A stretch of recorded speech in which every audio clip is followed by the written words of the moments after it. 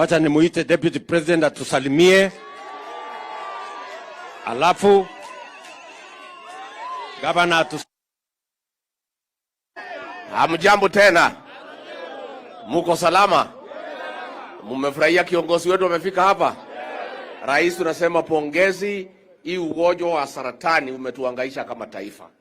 Na familia nyingi zimepata matatizo kubwa kwa sababu hii ugonjwa ukiingia kwa boma ilikuwa imesimama inakuja kuangamia. Kwa hivyo hii hospitali itasaidia watu ya Kisii na itasaidia watu ya Kenya pia. Mimi nimekuwa sijafika hapa Kisii sana kwa sababu yu Simbarati tulikuwa hatuelewani vizuri. Unajua tulikuwa na yeye bunge tukakosana kwa sababu unajua town iko mambo mingi. Si watu ya town wanakosana. Alafu yeye akatoroka town akakuja hapa kijiji. Sasa juzi tumeketi na yeye akaniambia, sasa wewe ulikuwa uniheshimu, sasa unaona mimi ni governor. Nikamwambia nimekuheshimu. Na mimi nikamwambia umeona mimi ni naibu wa rais. Akasema anakuheshimu. Sasa tumefanya kesi na yeye. Nikamwambia wewe si Barati hapana cheza na mimi.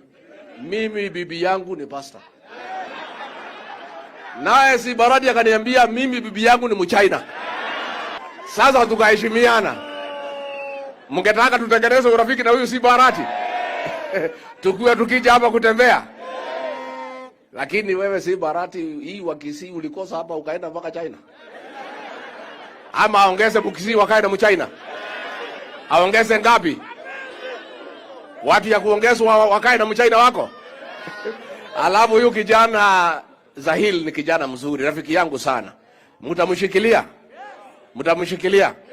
Na yeye aendelee kufanya nyinyi kazi. Kwa hivyo sisi rais tumefurahi kwa hii cancer center hapa Kisii. This is a milestone in our health interventions, not just in this region but in the country. Asanteni sana, Mungu awabariki. Haya, wacha nimuite gavana wetu Simbarati.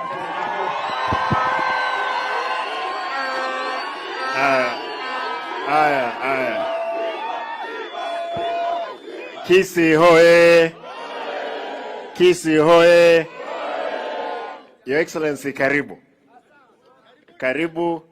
Hii mradi najua kwamba umeusukuma.